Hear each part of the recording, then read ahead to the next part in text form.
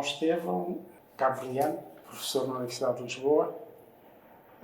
Falar dos 45 anos da independência, do que foi, do futuro de Cabo Verde, leva-me primeiro a fazer algumas considerações sobre o que foi a independência, sobre o que foi o significado da independência. Ora, Cabo Verde tem um percurso relativamente peculiar no quadro das colónias portuguesas de África.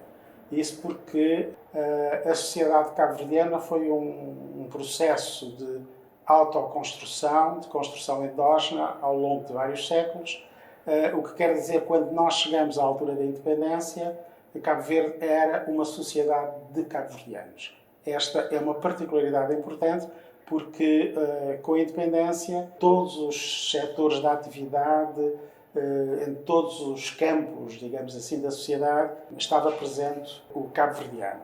E isto foi importante para a sequência após a independência, porque não houve ruptura social, digamos assim, e o processo subsequente decorreu com naturalidade. Portanto, a independência acaba por ser a finalização do processo de constituição da nação cabo-verdiana, no sentido em que faltava à nação cabo-verdiana a possibilidade de tomar em mãos o seu processo, decidir o seu futuro, e, portanto, com a independência, nós temos a conclusão deste processo. Após a independência, há todo um conjunto de questões interessantes no domínio da economia, que é a minha área de trabalho. Valia a pena dizer que, antes disso, que a independência, após a independência, o processo cabo-verdiano tem dois momentos, dois períodos importantes. Um primeiro período de constituição do Estado, construção do Estado, de todo o sistema institucional do país, e um segundo período, a partir de 1991, em que é a construção da democracia e do Estado de Direito Democrático, que acaba por ter influências sobre o percurso da economia também. Ora, se nós olharmos para estes 45 anos após a independência, podemos dizer que é um percurso relativamente bem-sucedido, com, naturalmente, falhas, com fragilidades, mas relativamente bem-sucedido. Nós observamos, por exemplo, que a capacidade de produção do país, se medirmos através do Produto Interno Bruto, em 2018 era 9,5 vezes maior que em 1982, pouco depois da independência. O que quer dizer que essa capacidade cresceu a um ritmo de cerca de 6,3% ao ano.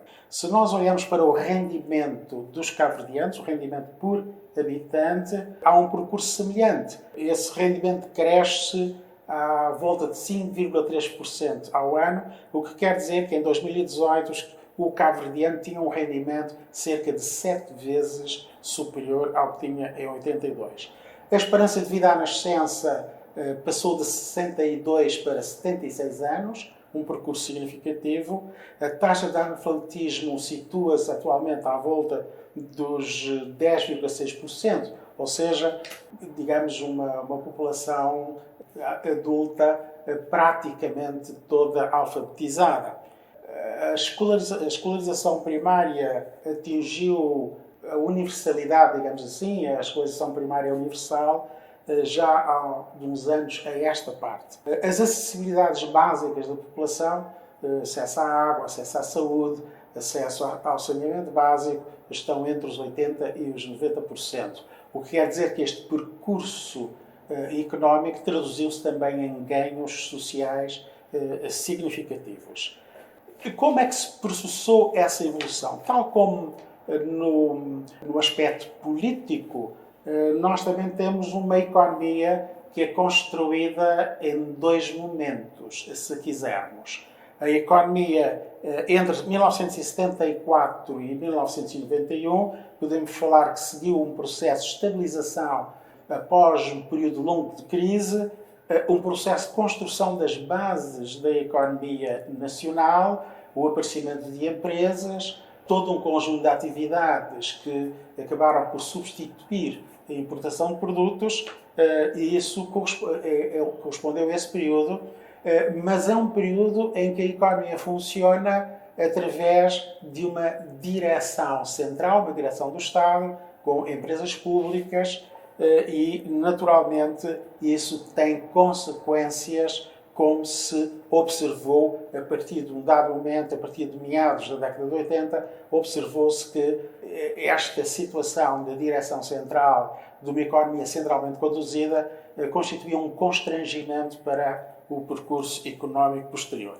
A partir de 1991, com a construção do Estado de Direito Democrático, verifica-se uma modificação nas instituições económicas, um processo de liberalização da economia e um processo de abertura à economia internacional. Este processo teve implicações significativas, começa-se muito cedo a sentir alguma dinâmica que a abertura à economia internacional trazia ao país, tal como na generalidade dos pequenos Estados insulares. Mas eu diria que esta primeira fase de transformação tem um outro momento importante, que é o acordo de cooperação cambial estabelecido com Cabo Verde, que permitiu a ligação do escudo cabo-verdiano ao escudo português e depois, com o desaparecimento do escudo português, a ligação ao euro. Esta ligação é importante por várias razões. Primeiro, porque os cabo-verdianos, mais de 70% das remessas imigrantes são provenientes da Europa. O comércio é praticamente todo, 80%, 90%, às vezes mais, feito com a Europa.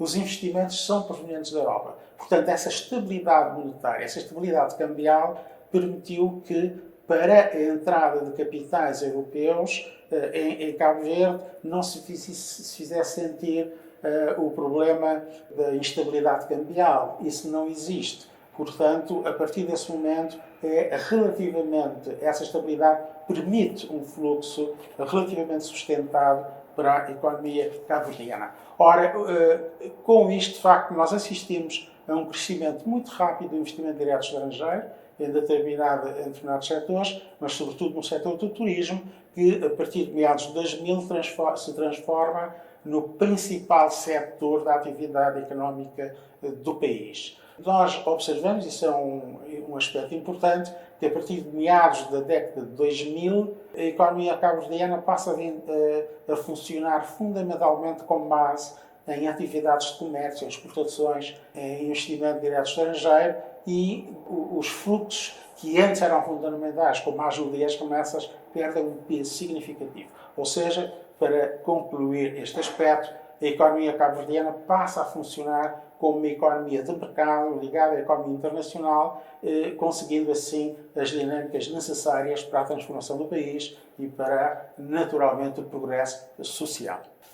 Contudo, Cabo Verde vinha sentindo alguns desafios que tinham a ver com a diversidade, a necessidade de diversificação da sua economia, com um peso muito grande do turismo e outros aspectos. Esses desafios acabam, neste momento, por ser ampliados por esta nova situação inesperada, essa situação da pandemia do Covid-19 e que, de facto, vem colocar novos problemas relativamente complicados para a economia e a sociedade cabo-verdiana. Cabo Verde, para responder a esta situação, tem de alargar imenso o espaço fiscal de intervenção, o que significa que as despesas públicas dispararam, as dificuldades de financiamento interno levam a que essas despesas públicas acabem por ser financiadas através da dívida ou da ajuda. O que nós observamos é que a dívida naturalmente começa a disparar.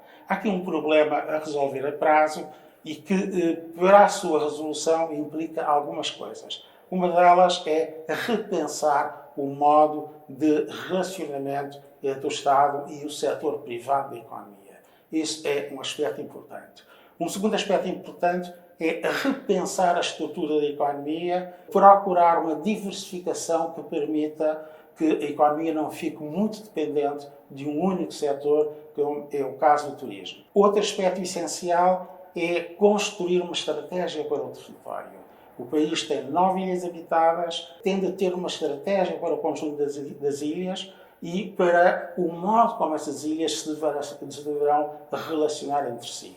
E, digamos, um outro aspecto entre os tópicos fundamentais que parecem neste momento é a necessidade de acompanhar o modo como a economia mundial se vai reconstruir. Há muitas dúvidas neste momento, mas acompanhar essa reconstrução no sentido do país ir compreendendo que função pode ter, em que termos pode ser útil e de que forma pode transformar essa função, essa utilidade, numa maneira de dinamizar o processo de desenvolvimento nacional. Eu estou convencido que, nesse aspecto, sou sempre otimista, que o país vai conseguir responder a estes desafios. Para isso é importante nós termos sempre presente a nossa memória histórica de quase 6 séculos de existência, memória histórica em toda a sua amplitude e não apenas aspectos parciais, a nossa identidade criada ao longo destes séculos, o modo como a nossa nação de dentro sempre relacionou com a de fora, com a diáspora, esse relacionamento vai continuar a ser importante. Estes fatores, estou convencido, vão fazer com que, de facto, consigamos responder aos desafios que se vão colocar.